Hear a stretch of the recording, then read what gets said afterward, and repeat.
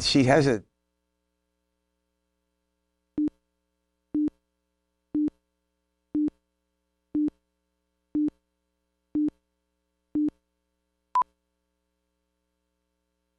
Welcome to Pennsylvania Newsmakers, and as always, thanks for watching. Well, your utility bill, what goes into it? We're going to get into that subject matter, but first, imagine this.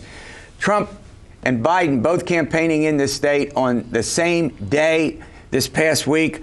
Dark money, modernizing Pennsylvania elections, Marsy's law. We got it all here, and we'll get to it after these words. This is Pennsylvania Newsmakers, a fast-paced, unrehearsed weekly discussion with and about the leaders who shape your world. And now, here's your host, Terry Madonna. Well, it's hard to know exactly what to talk about these days in American politics and American government, and I'll throw in state politics and state government as well. Sitting across from me is Marc Levy with the Associated Press, and Angela Couloumbis. She's with the Philadelphia Inquirer. They're frequent journalist guests on the program. Marc, I have to start with you. How can you imagine the front runner on the Real Clear Politics average for the Democratic nomination, Joe Biden? As you and I, as we speak here, he's got about a 6-point lead. Obviously, Elizabeth Warren and he are nip and tuck. And the President of the United States happened to be in the state, not just in the same week, but literally at the same time. How do you explain that? That's right. Look, Pennsylvania is an important place. Both of these guys want to own it. Joe Biden has a lot of support from the state's Democratic Party brass. I mean, he grew up in Scranton and then lived, within the Philadelphia media market, 30 miles away from Philadelphia in Delaware. So, for a Democrat, you can't win the White House without Pennsylvania. It hasn't been done in 70 years. And for Donald Trump, Pennsylvania was one of the states that he flipped to win the White House. And so, both men have been here far more than just about any other Democratic, candidate who's in the primary stakes. Yeah. Now we've had, Bernie Sanders has been in Pittsburgh. Pete Buttigieg, I think, has been in this state. Beto O'Rourke. I mean, you can't keep them out, and it's just likely to increase. It's just the beginning. I mean, thanks. Right. It's just the beginning. We're a year away from one of the most closely watched, hotly contested elections. There's a lot riding. There's a ton of civic engagement again. Good point. And so you are going to see frequent visits from whoever ends up snagging the Democratic nomination, and obviously with the president as well. That's still a very open question, right, Marc? I mean, It is very open, and I think particularly in Pennsylvania, because the primary is so late, April 28th, you have a lot of undecided people. Aside from, kind of the party support or the brass in the state that Biden has locked up. And we also saw Vice President Mike Pence here in That's recent right. days. Good point. And he's made 3 visits. All right, we got to turn to an important story that you were a part of on Spotlight, the Inquirer, and the caucus. You all were involved in this. And the headline is $3.5 million in dark spending by PA state lawmakers. Why should the folks out there care about dark money spending? Help us out. Right. So we started out with a very fundamental question, which is, how do political candidates spend their campaign money? And in trying to answer that question, we sifted through thousands of pages of campaign finance reports, and we saw that there were often these very vague descriptions. They spent it on a credit card. They spent it on travel. And so our question was, what is that? And we used a little-known provision in the law, which essentially requires campaigns to keep receipts going back 3 years. And when we pulled those receipts, we found out that they were spending it on overseas travel, some lavish dinners, limos, alcohol, cigars. And none of this got actually reported in Correct. Specificity. Is that your point? It was not itemized spending on publicly accessible campaign finance reports. Wow.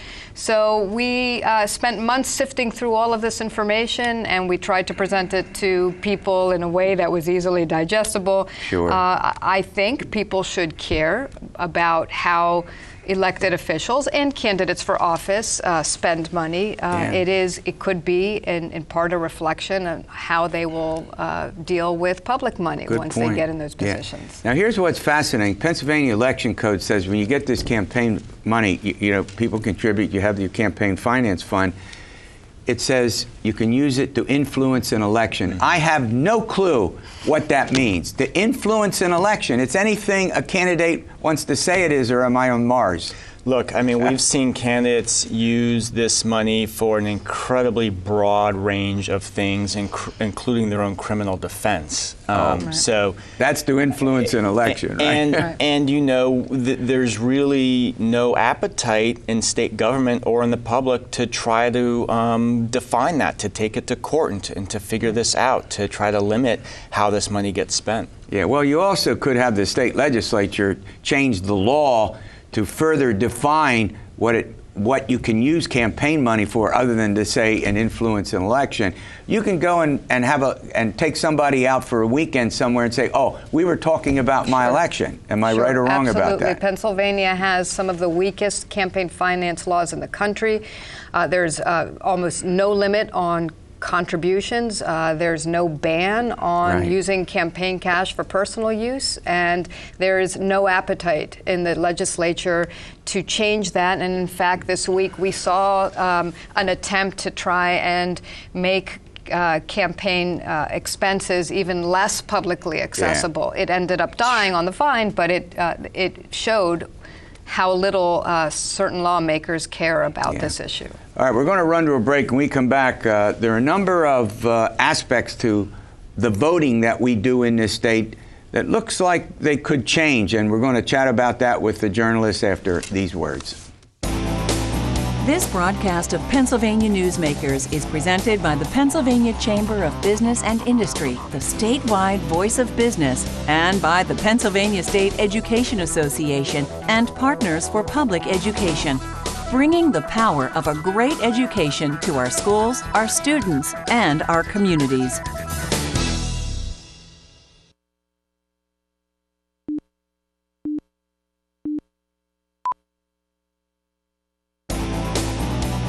This broadcast of Pennsylvania Newsmakers is brought to you by the Pennsylvania Highway Information Association, the go-to source to learn about transportation projects and issues. Please visit pahighwayinfo.org. And by the Pennsylvania Manufacturers Association. Business in Pennsylvania is our business. All right, there are a number of changes to Pennsylvania election law that affect all of us, particularly those of you who vote, and that's hopefully most of us. And sitting across from me to talk about it are two of the state's leading reporters, Marc Levy and Angela Couloumbis. All right, Angela, I'm back to you. Tell the viewers out there, what is it that possibly could change, and where they stand in terms of these what I think we call modernizing Pennsylvania elections. So how are we modernizing? So there's a deal in the works in the state capitol to modernize these elections. It would allow mail-in ballots for the first time. It would eliminate so you can mail in your vote, right? Instead of showing up at the pulling a lever or putting a. Go ahead. It would eliminate the concept of straight party voting, where you can just press the button and boom, it's all Democrat or all Republican, which has been a big bone of contention. It would move the deadline later for turning in an absentee ballot. And also move voter registration later, the deadline later as well, giving some more breathing room to voters. And in return, the governor would get his coveted $90 million for the counties for the new voting machines. Yeah, Mark, let's go through that. Now, the fact of the matter is that now when voting machines must have a paper trail, right? That's what the governor wants. He has not decertified any machines in use in the past couple of years in Pennsylvania, but that he's been very explicit that that's what he wants counties to buy. And the reason for that is that if you have it online, the hacking can occur. And so what he's trying to do is to keep it completely, and I think many lawmakers too, make sure that the elections cannot be hacked the way the Russians and others interfered in 2016, correct? Yeah, so there's disagreement over whether you can hack these machines. The computer scientists out there say that there's the possibility of that, and so the paper trail will make it clear if a recount is necessary, or if it's necessary to verify the election result on the machine. The paper trail will make that possible. The machines that have been in wide use in Pennsylvania in recent years were purely electronic, and a recount was really just like just running the same electronic count again. It wasn't going to change. Well, where does it stand? Is this thing going to pass ultimately? It looks like, but you're the expert. It sure does. The governor has called it a good step forward, which is an indication that he plans on signing it. And this has been a long, hard-fought negotiation because counties have been screaming that it costs a lot of money for them to replace these machines. And the governor has been very declarative about his intent to provide that money. And one of the big controversies has to do with, now it won't be relevant now in a general election, but in the primaries that will obviously occur in the future, about whether you have to go through. No, it will apply. I'm sorry. It will apply in the general. That's now. Right. And so when we saw the $90 million come up in June, Republicans had an 11th hour amendment to it in which they attached the elimination of straight party ticket voting. Right. There are political reasons why it could theoretically benefit Republicans, and Democrats cried foul, and the governor ultimately vetoed the bill in July. Correct. That started these negotiations. The governor got some things that he wanted to modernize elections, not everything he wanted, but what Republicans are getting out of this. In addition to, they want money for their counties too, but they're getting the elimination of straight party ticket voting. All right, we're almost out of time. There's a ballot question called Marsy's Law. Give us a 45-second explanation. Essentially, this is going to be on the ballot on November 5th, a constitutional amendment to sort of elevate rights for families of crime victims into the Constitution. Many of these rights are already in state law. There is a lawsuit pending now that would bar it from taking effect if it passes, and it has to do with sort of the procedures of how you amend the Constitution. But so we have to stay tuned to see what will happen with that. So the point here is that this is on the ballot. Everyone out there, you're going to get a chance to vote yes or no on whether to add what they're calling Marsy's Law to the state constitution, which would extend victims' rights. Do I got that about? Yes. Okay. All right, it looks like we're out of time. Thanks for coming on as usual. All right, your utility bill, what goes into it? We're going to have an important consumer update with Terry Fitzpatrick. He's the president and CEO of the Energy Association of Pennsylvania, and we'll get to that in a moment. This broadcast of Pennsylvania Newsmakers is brought to you by the Pennsylvania Credit Union Association.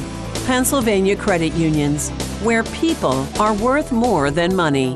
To find a credit union that is right for you, check out ibelong.org. And by the Energy Association of Pennsylvania, Pennsylvania's energy information source.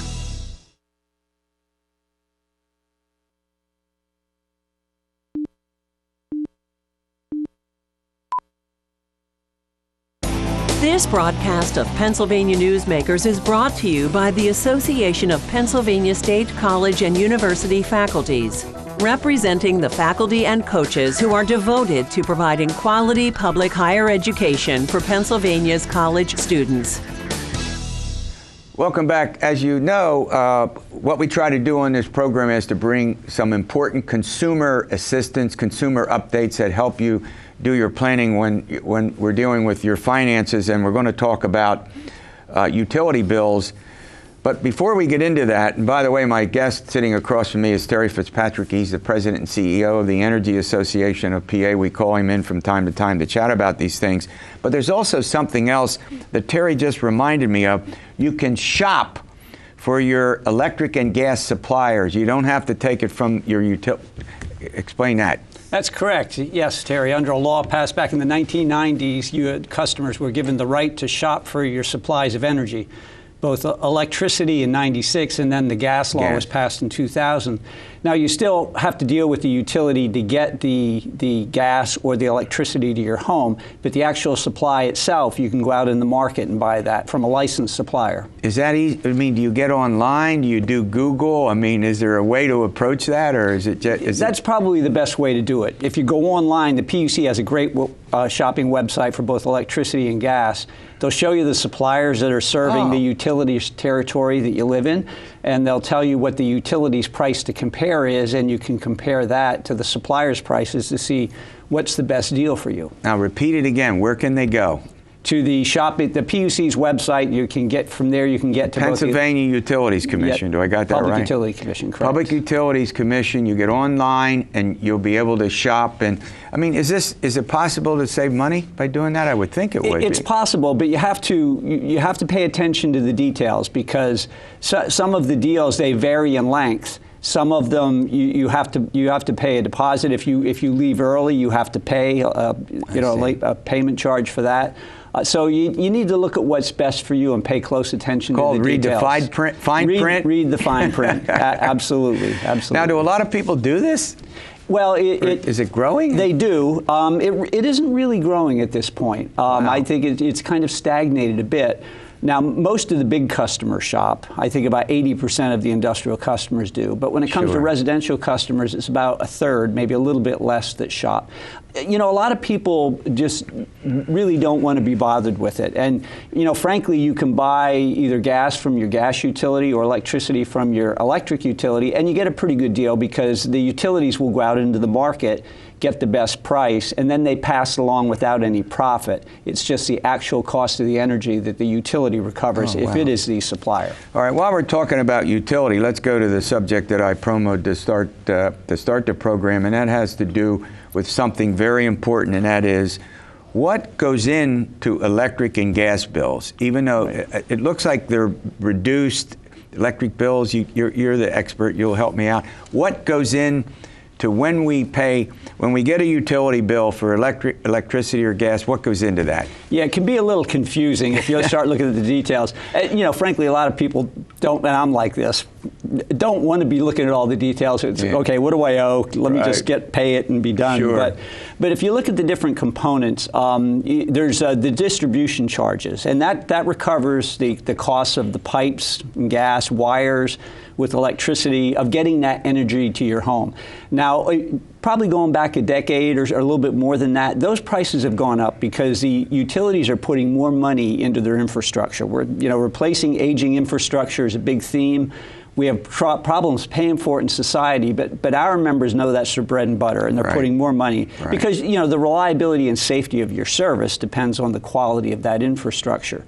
The supply part of your bill, the cost you pay for gas or for electricity, those prices have gone down dramatically in the last decade, and it's due to the Marcellus gas. Electricity prices also tend to follow gas. So we're paying less, that's your point. Well, yes, clearly on that part of the bill. If you look at wholesale prices, the wholesale price of gas is a third of what it was 12 years ago, a third.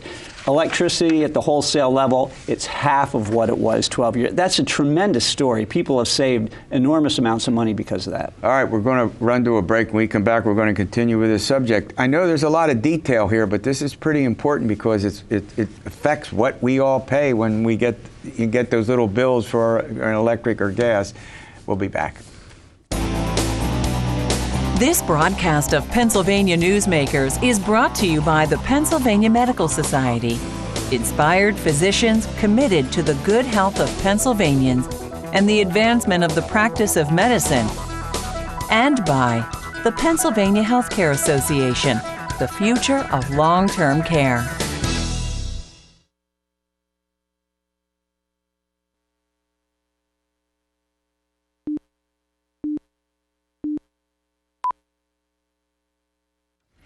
Well, we're talking about what actually is a pretty important subject when you get into the bills that we pay for a variety of things. We're talking about the utility bill. I won't say the dreaded utility bill because we need gas and we need electricity.